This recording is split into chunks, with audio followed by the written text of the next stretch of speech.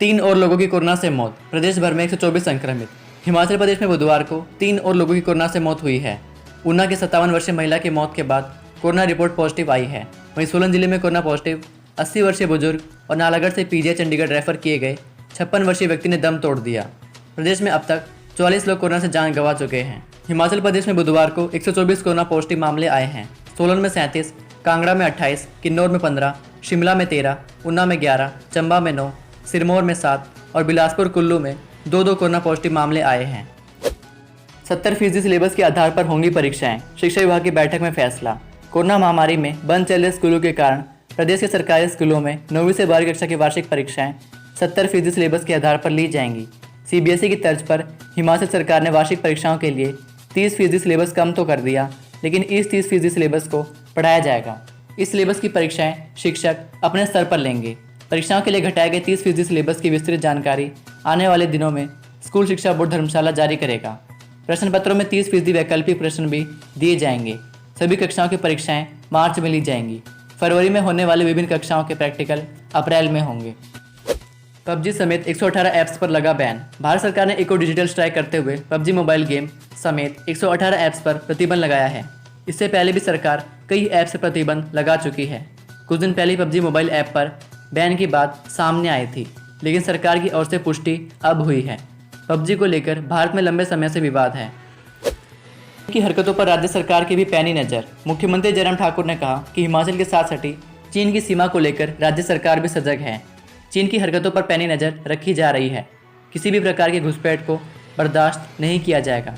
CM ने बुधवार को मंडी दौरे के दौरान पत्रकारों से अनौपचारिक बातचीत में कहा कि चीन की घुसपैठ का जिक्र करना उचित नहीं होगा। विधानसभा सत्र में गूंजेगा फर्जी बीपीएल अफसरों का मामला। हिमाचल में 7 सितंबर को होने वाले विधानसभा सत्र में फर्जी बीपीएल अधिकारियों का मामला गूंजेगा। 7 विधायकों ने खाद्य वस्तुएं और बीपीएल से जुड़ी जानकारी मांगी है। खाद्य आपूर्ति विभाग ने फर्जी बीपीएल अधिकारियों को नोटिस जारी कर 5 सितंबर से पहले जवाब मांगा है, ताकि विधानसभा सदस्यों को इसकी जानकारी उपलब्ध कराई जा सके। इस मामले में पंचायती राज और खाद्य आपूर्ति मंत्री विपक्ष के निशाने पर रहेंगे।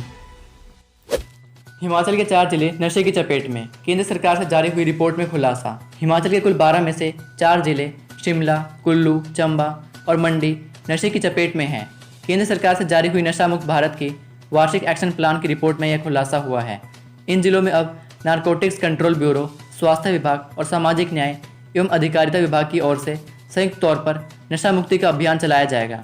देवभूमि के 4 जिलों में बढ़ता नशे का कारोबार सरकार के लिए चिंता का विषय है।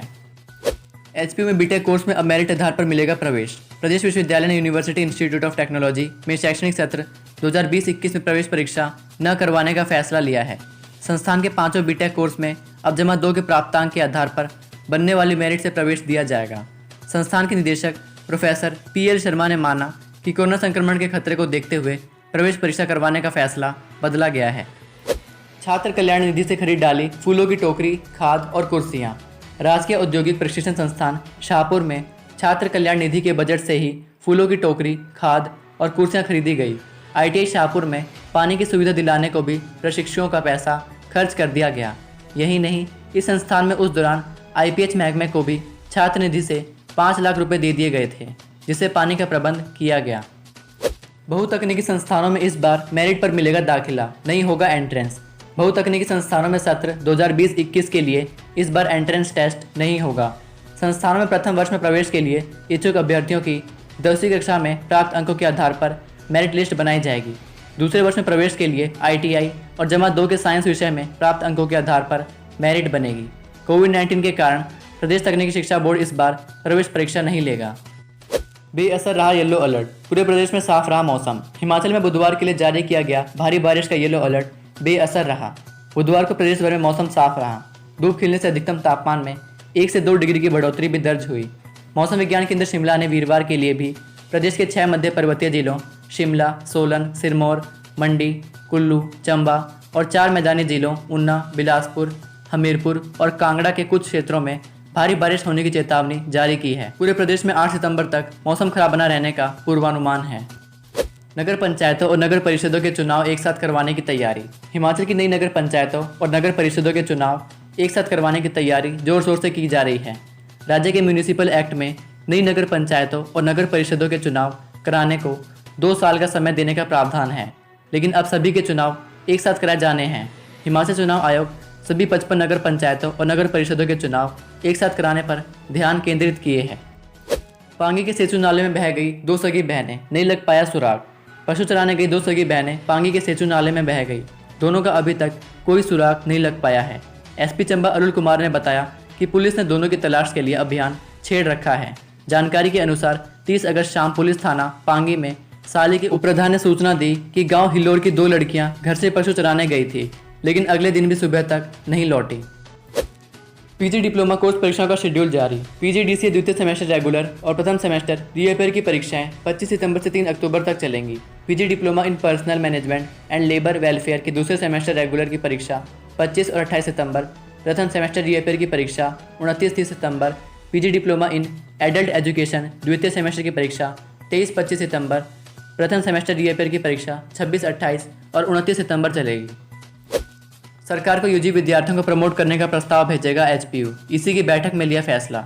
हिमाचल प्रदेश विश्वविद्यालय की कार्यकारिणी परिषद की बुधवार को कुलपति प्रोफेसर सिकंदर कुमार की अध्यक्षता में हुई बैठक में यूजी के प्रथम और द्वितीय वर्ष के विद्यार्थियों को प्रमोट करने पर सहमति बनी। इस प्रस्ताव को विश्वविद्यालय अब सरकार को भेजेगी।